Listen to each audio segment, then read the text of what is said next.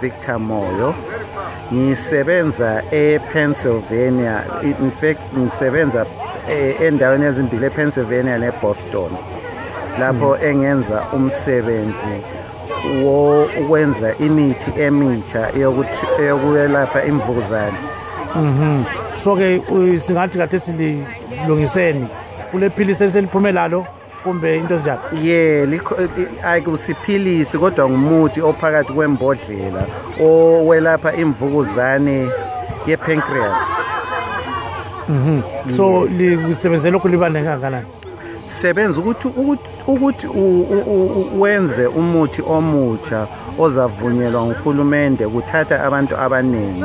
Le ikhampani ebengiyisebenzela bilabantu abangamakhulu 5. So singathi ke leZimbabwe liyafika yini umuthi wona uzafika yini? Siyathemba ukuthi ngelinye ilanga lizafika eZimbabwe uma le ikhampani esiyalithengayo izothengisa eZimbabwe. Into ebuhlungu ngakho konke lokhu ukuthi imithi eminingi esebenza eyakhathesi ayifike eAfrika, iphelele eEurope leAmerica. Bathi bona laba bamakhampani akula mali eAfrika, kodwa mina ngikukholwa lokho ukuthi imali ayikho ukuthi abantu bathenge le mithi.